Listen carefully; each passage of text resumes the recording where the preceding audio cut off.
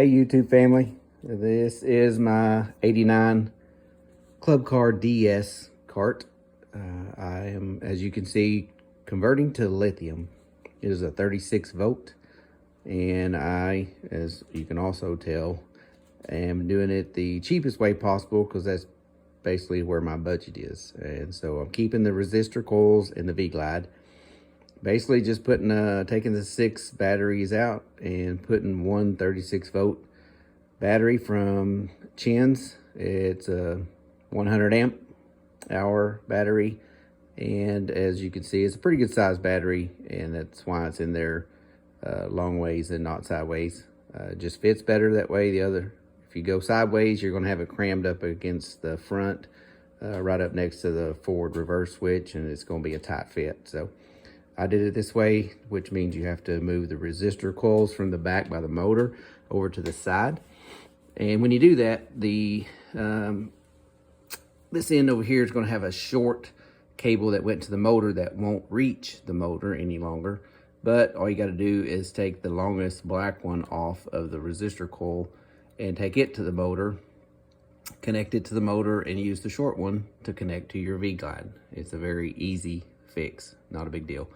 But the battery fits in there really good. Had a angle iron bracket made for it to sit in, and those are battery hold down posts. Just got those at the local store. Just wanted to do a video about the wiring because I struggled to find videos that told someone like myself who knows nothing basically about doing this. It's the first time I've ever done a conversion. But I had struggled to find one video that would tell me where the wires go and what each one was. And what I did not know was whenever I took out the charging port, because I'm going to put in a new one for the onboard charger, when I took that out, it took away the ground wire for the V-Glide. And that's why when I got it all hooked up, nothing would work. So you got to... it's usually a red wire, comes out of the back of the V-Glide back here and goes up to the charge port. But I changed it, put in a new wire, a little bit bigger wire, and it's brown. And it just goes from there up to the battery, the negative on the battery. And that's really about the only wire that you have to fix whenever you do one of these conversions, these cheap conversions, and you're keeping the V-Glide and the restrictor coil.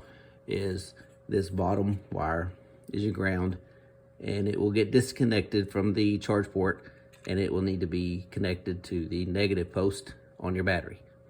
Other than that, you have your 2 positive wires, which should both be red, but when I ordered this, I meant to get 2 red, and I got 2 black and a red, so I just used it. But they go to the bottom of the forward reverse switch, connect to the positive post, and then you have your onboard charger connected to it. You also have your 12 volt reducer, from 36 volt to 12 volt. That's your reducer wire that plugs in.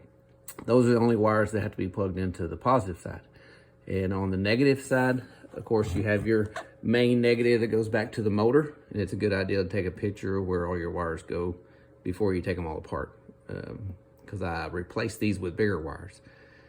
And doing this, the 2 gauge, I'm not sure if that's what it's called, but anyway, it's the big one, 2 gauge wire. Yeah, that's what it is, 2 gauge wire.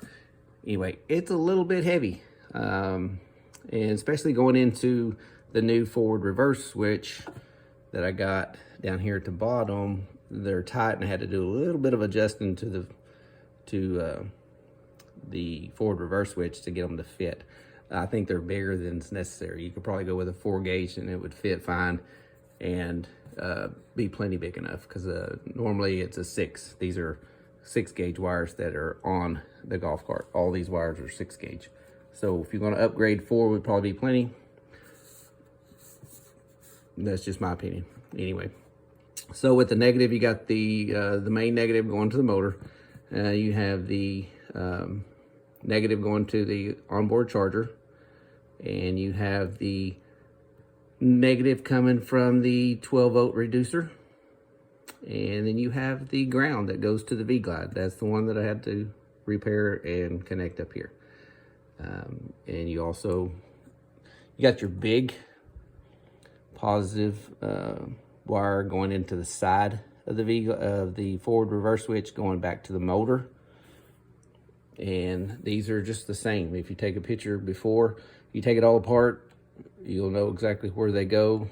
If you're not replacing your forward reverse switch, I only did it because taking it apart so that I could paint the body, there was a couple pieces that broke on it, so I replaced that.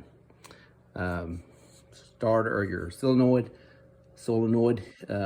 is wired the same. You got your green wire that's coming from your V-Glide to the one post, and you got your yellow wire that's coming from the other small post up to the forward reverse switch. And so, in hooking all this up, when I did not have the ground on, I turned the key on, nothing happened.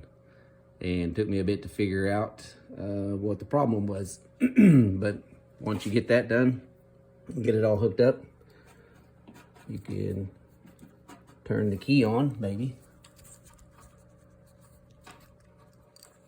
Sorry. There we go. Should have set the video down, but turn the key on, put it in forward, and it works. So anyway, hope that helps. If you have any questions, you can put them in the comments below. I'll check it and see if I can answer them. I have not run this, of course, because I'm painting the body. But I look forward to seeing what this Chins can do. And I know there's a lot of negativity about buying cheap batteries, but like I said at the beginning, it's a budget thing. It's what I could do. And hopefully it will last a long time and outperform the lead acid batteries, which weigh a whole lot more than this one do. So anyway, hope this helps. Thank you much.